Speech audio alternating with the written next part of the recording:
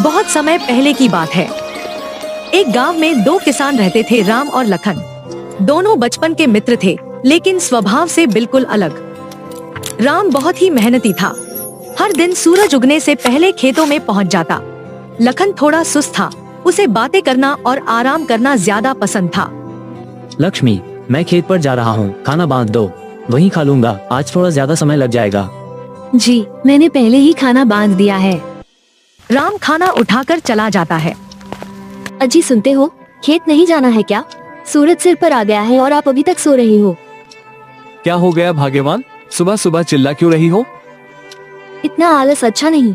पूरे गांव में सबसे देर से हमारे खेत की फसल आती है, सब आपकी सुस्ती के कारण। लखन नहाकर खेत के लिए निकलता है। अरे राम भाई, सारा खेत आज ही जोत डालोगे क्या? कुछ कल के लिए भी छोड़ दो।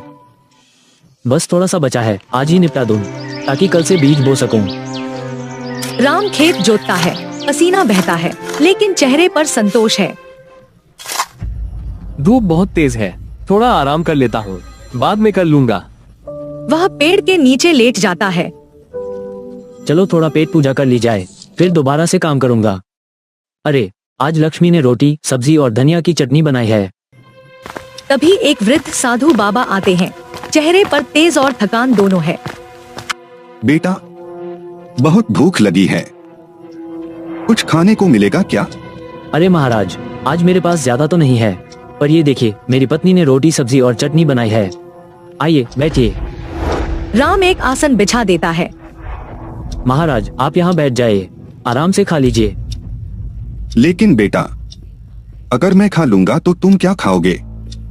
आप मेरी चिंता मत कीजिए बाबा, मैं तो घर जाकर खा लूंगा। आपके लिए सेवा का मौका मिलना हमारे लिए सौभाग्य है। खुश रहो बेटा, तुम्हारा कल्याण हो। मेरी पत्नी बहुत स्वादिष्ट खाना बनाती है बाबा, थोड़ा खाकर देखिए। कुछ देर के बाद मेरी भूख शांत करने के लिए तुम्हारा बहुत धन्यवाद। धन्यवाद की कोई आवश्यकता नहीं बाबा, आपने हमें सेवा का अवसर दिया, यही हमारे लिए सबसे बड़ा सम्मान है। आप बस हमें आशीर्वाद दीजिए कि हमारी फसल अच्छी हो। तुम दोनों को मेरा आशीर्वाद। सच्चा किसान हमेशा सफल होता है। फिर साधु अपनी झोली से कुछ बीज निकालते हैं। आज मैं तुम्हें कुछ विशेष देना चाहता हूँ। ये जादुई बीज हैं। ये कोई साधारण बीज नहीं हैं। इन्हें अपने खेत में बो दो, ये तुम्हें वही देंगे जिसकी तुम्हें सबसे ज्यादा जरूरत है। हम बहुत आभारी हैं बाबा, मैं इन बीजों की खूब देखभाल करूंगा और इन्हें रोज पानी दूंगा। लेकिन जब ये जादुई है तो इतनी मेहनत की क्या जरूरत? जादू केवल उनके लिए काम करता है जो उसकी कदर करते हैं। ये बीज अपने अंदर शक्ति रखते हैं, लेकिन अगर तुम इन्हें प्यार और मेहनत से नहीं सींचोगे तो ये कुछ नहीं देंगे। हम समझ गए महाराज, हम इन्हें पूरा प्यार और मेहनत देंगे। तो अब मैं प्रस्थान करता हूँ बेटा। साधु विदा होते हैं। राम और लखन घर लौटते हुए आपस में बात कर रहे हैं। लखन, ये बीज साधारण नहीं है, हमें इनकी बहुत अच्छे से देखभाल करनी होगी। मुझे नहीं लगता कि रोज पानी देने से कुछ खास असर होगा। ये जादू है, खुद ही पल देंगे। नहीं लखन, बाबा ने साफ कहा था, प्यार और मेहनत के बिना कुछ नहीं मिलेगा। मैं कोई जोखिम नहीं लेना चाहता। राम और लखन अपने अपने घर पहुंचते हैं और पत्नियों को सब बताते हैं। अरे, ये तो बहुत अच्छी बात है। भगवान की बड़ी कृपा है जो साधु महाराज से भेंट हुई। सच कहूँ लक्ष्मी, उनकी आंखों में अलग ही तेज था। मैं इन बीजों की पूरी सेवा करूंगा। बहुत अच्छी बात है। अब हम मेहनत करेंगे और बहुत अच्छी फसल उगाएंगे। हमें ढेर सारे पैसे भी मिलेंगे। बस कल सुबह ही इन बीजों को खेत में बो देना। उठिए राम जी, आज बीज बोने हैं और आप अभी तक सो रहे हैं। आप ही तो कह रहे थे कि साधु बाबा ने जादुई बीज दिए हैं। उठ रहा हूँ भाग्यवान, मुझे सब याद है। तुम बस रोज रोज याद दिलाती हो, इसलिए लगता है भूल गया हूँ। इतनी बेफिक्री से सो रहे थे, मुझे शक हो गया था। चलो जल्दी नहा लो, मैं खाना लगाती हूँ।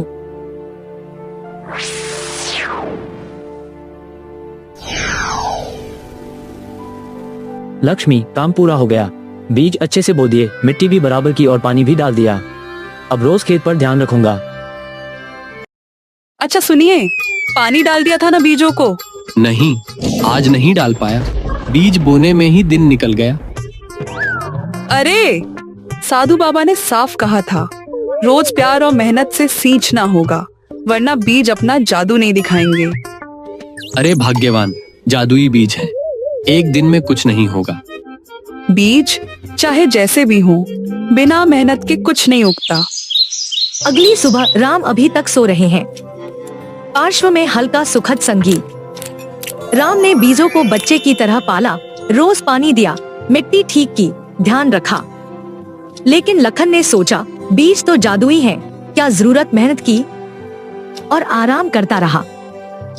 लक्ष्मी देखो तो कितनी बड़ी बड़ी कद्दू उगे हैं, ऐसा तो पहले कभी नहीं हुआ। सच में, जैसे ही कद्दू तोड़े उसी जगह नए भी उगाए। ये बीज सच में जादुई निकले। लखन राम के खेत आता है। ये तो धोखा निकला, मेरे खेत में कुछ नहीं उगा।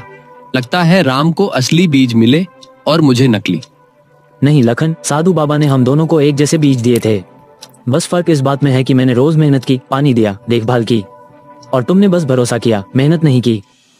अब समझ आया, बीज तो सच में जादुई थे, लेकिन जादू मेहनत से जागता है। काश मैंने भी ध्यान दिया होता। लखन खेत के किनारे बैठा पछता रहा है। तभी पीछे से आवाज आती है। लखन, अब समझ आया, असली जादू बीजों में नहीं मेहनत में होता है। बाबा, गलती मेरी थी, अब मुझे सब समझ आ गया है। जब सीख मिल जाए तो मौका भी मिलना चाहिए। लो ये बीज, इस बार दिल से मेहनत करना। जी बाबा, इस बार मैं जान लगाकर मेहनत करूंगा। लखन खेत में मेहनत करता दिखता है। समय बीतता है। अब उसका खेत हरा भरा है, बड़े बड़े कद्दू लहराते हैं। राम भाई देखो, मेरी मेहनत रंग लाई, इस बार असली जादू हुआ। बिल्कुल लखन, अब तू समझ गया, मेहनत से बड़ा कोई जादू नहीं।